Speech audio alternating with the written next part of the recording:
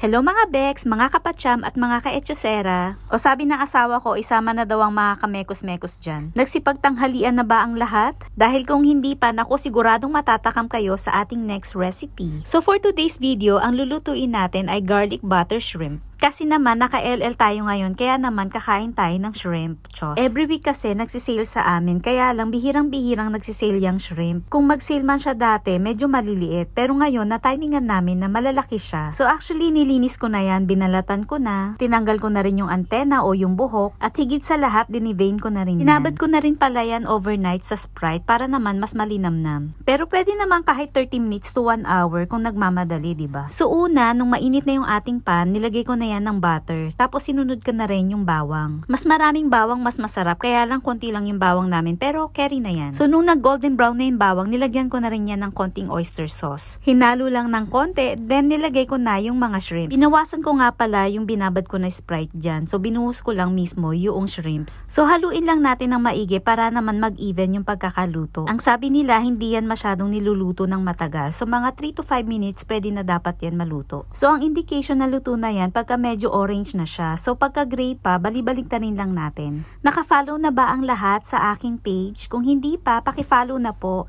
At wag nyo rin po sanang kalimutan na mag-like, share at comment. At meron din po akong YouTube channel. Please wag nyo pong kalimutang mag-subscribe. Pangalan ko po doon, Meng09 Becamon. So ayan, kung mapapansin ninyo, medyo half-cook na siya. Pwede na natin yan timplahan ng asin at ng paminta. Pero wag po nating masyadong damihan ng asin para naman hindi masyadong maalat. Para mamaya mas madali siyang remedyohan.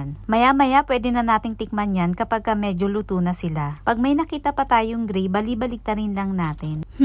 Sa mga oras na to, naaamoy ko na, sobrang bango na niya. At ayan, pagkatapos nating i-season, haluin lang natin ng konti at takpan. Ganito rin po ba ninyo lutuin ang inyong garlic butter shrimp? Kasi yung ibang pinanood ko, medyo marami pa silang nilalagay. Pero mas gusto ko kasi yung simple lang, mas masarap. Naku, siguradong mapaparami ang kain ko nito. Sabaw pa lang, ulam na. Habang pinapanood po ninyo ang video na ito, pwede ko po bang malaman o pwede po bang pa-comment sa baba kung saan ang lugar ninyo? Para naman po malaman ko kung saan nakaabot ang video ko. Takpan lang natin sandali at hintayin na maluto. Maya-maya, pwede nyo nang tikman kung okay na ang lasa o kung kailangan pang remedyohan. Pero dun pa lang sa Sprite, masarap na siya. So, konting asin na lang kung kulang pa yung alat. And voila, luto na siya. So papatayin na natin yung apoy at ready to serve na yan.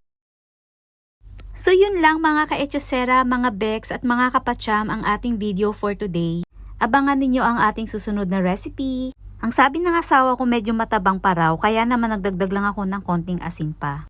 Yun lang, salamat sa panunood. Kain po tayo. Thank you. Bye!